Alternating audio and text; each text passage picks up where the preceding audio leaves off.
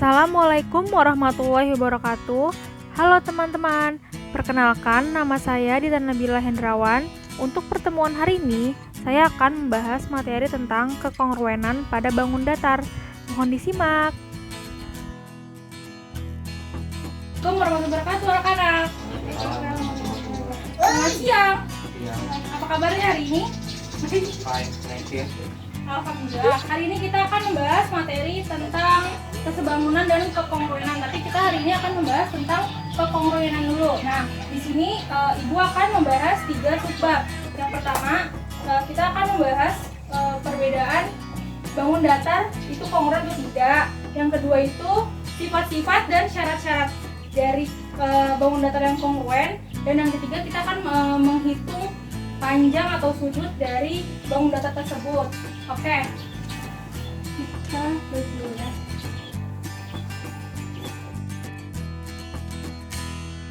Oke, pertama Ibu akan kasih tahu nih. Ini 2 benda, masker. Nah, ini tuh menurut kalian kongruen atau tidak? Menurut kalian aja, yang kalian tahu tidak kongruen. Terus kalau ini kongruen. Oke, kalau misalnya ini? Iya. Menurut kamu? Iya. Iya, oke. Apa? Jadi sebenarnya itu kongruen itu adalah bangun datar yang dimana itu adalah sama panjang, sama besar, dan pokoknya sama persis bentuk dan isinya. Ini sama kan? Ya kan? Ini sama kan maksudnya? Ya kan, persegi panjang. Jadi ini disebutnya kongruen. Begitu pula juga ini 2 benda yang benar-benar sama bentuk, sisi, semuanya sama kan? Nah, ini disebut kongruen, bangun datar yang kongruen. Jadi pengertian dari kongruen itu adalah di mana bangun datar yang memiliki bentuk dan sisi yang sama. Sebagai contoh, misalnya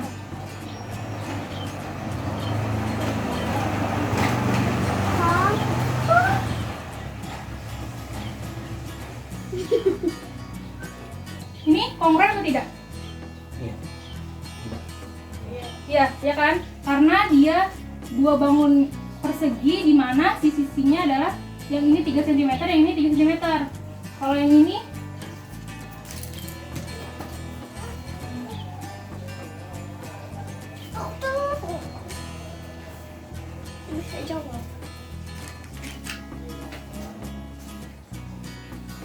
Kalau ini kongruen tidak? Kenapa? Karena apa? Nggak sama karena yang ini persegi, yang ini persegi panjang ya. Walaupun di sininya 3 cm, karena tapi ininya pasti sisi di sininya pasti beda kan? Ya. Gitu. Kita akan bahas sifat-sifat syarat-syarat dari kongruen. Dua bangun dikatakan kongruen jika yang pertama, sisi yang bersesuaian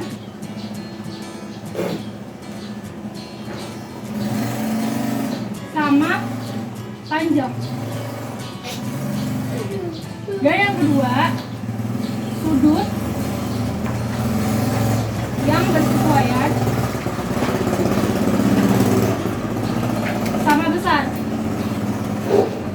Nah, ini adalah syarat dari disebut bangun datar itu kongruen. Jadi sisi dan sudutnya harus benar sama persis. Jadi kongruen itu benar-benar benda yang sama persis ya, bentuk, sisi semuanya sama.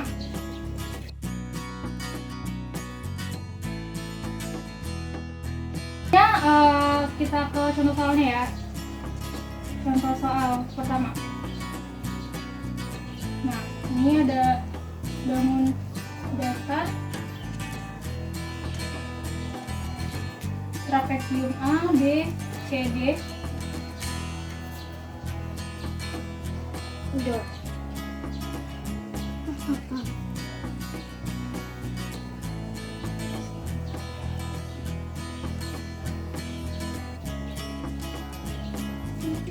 HL MN.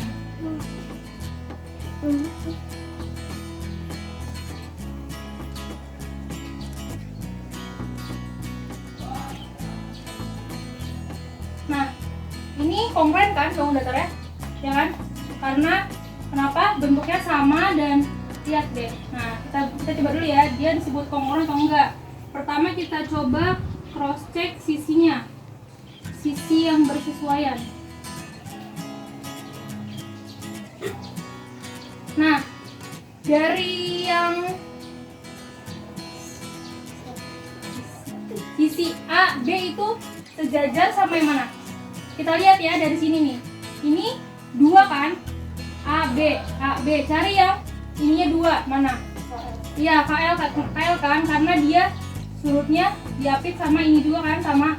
Berarti sisi AB sejajar sama KL. Terus BC, coba sejajar dengan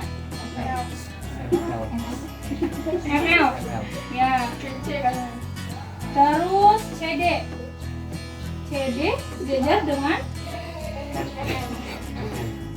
apa? MM ya. Terus DA, AD sejajar dengan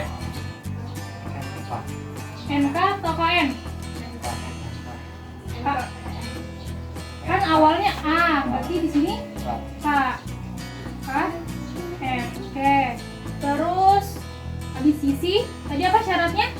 Sisi yang bersesuaian sama panjang dan sudut yang bersesuaian sama besar. Berarti kita cari yang sudut dulu nih. Sudutnya, sudut A besarnya sama kayak sudut apa? Yang ini. Lihat A. Berarti K. Ya, K. Terus sudut B. L. Kita lihat B, dia diapit sama sisi 2 sama 1. Berarti yang ini 2 sama 1, berarti L kan? Sudut L. Terus sudut C sama kayak M. 1,3, berarti M.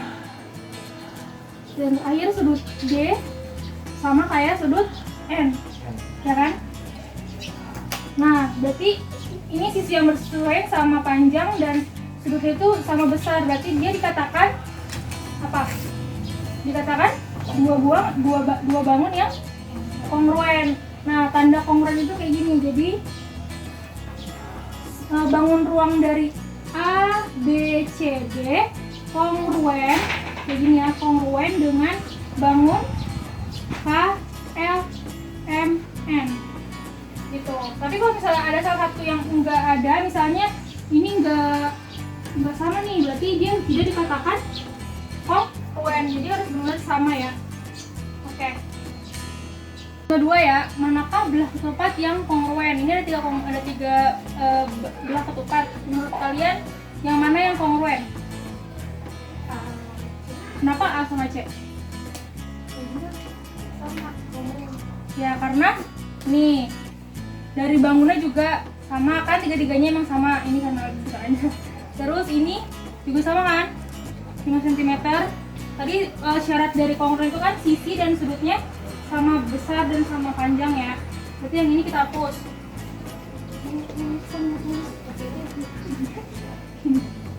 Nah, oke. Ini 2. Nah, berarti kita tinggal cari sudutnya kan. Yang di sini sudutnya 50, yang di sini 130. Ibu lihat dulu. Satu persegi itu berapa sudutnya semuanya? Ya, 360 derajat. Nah, yang ini 50, berarti depannya juga 50 derajat kan. Nah, 50 sama 50 ini baru 100 derajat. Yang ini 130, berarti di sini 130, berarti 130 sama 130 260 derajat. Nah, ini ditambah berapa? Dia sampai 360 derajat. 260 kan? Nah, 260 buat dibagi ke 2 ini, kita bagi 2, 260-nya 130, berarti masing-masing di sini 130, 130. Paham nggak? Ya, berarti yang di sini ditambah berapa? 100 kan? biar sampai 360 derajat ya kan. Nah 100 dibagi 2 buat ini berarti ini 50, ini 50.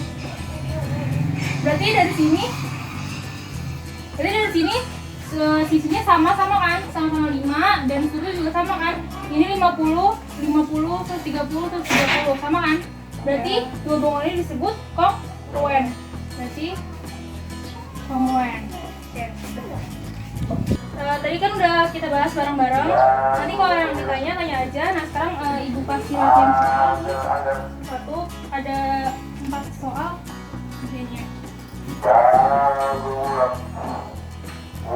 Ini kerjakan, nanti kalau ada yang ditanya, tanya aja. Ntar saya tetap ke depan ya. Oke?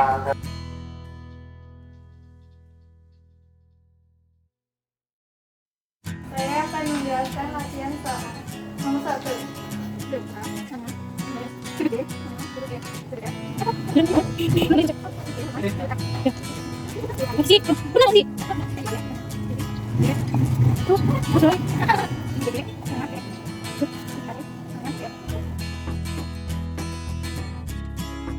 Tadi udah kita bahas latihan soal dan materinya tentang kekongruen pada bangun datar. Nah, jadi inti dari materi kita hari ini adalah kekongruen itu adalah di mana jika dua bangun datar itu bentuk dan sisi dan sudutnya sama ya. Nah, terus syarat dari kekongruen tadi apa aja? Sisi dan sudutnya itu sama panjang dan sama besar.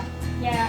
Nah, untuk materi selanjutnya kita akan membahas tentang kekongruen pada dua segitiga ya. Nah, nanti kalian pelajari dulu di rumah. Setelah itu kita pelajari. Nah, untuk hari ini ibu akan ngasih tugas itu buku LKS halaman 12 ya. Dikerjakan besok dikumpulkan ya. Oke? Ya. Sekian pelajaran hari ini. Ibu mohon maaf jika ada salah kata. Kurang lebih mohon maaf. Wassalamualaikum warahmatullahi wabarakatuh.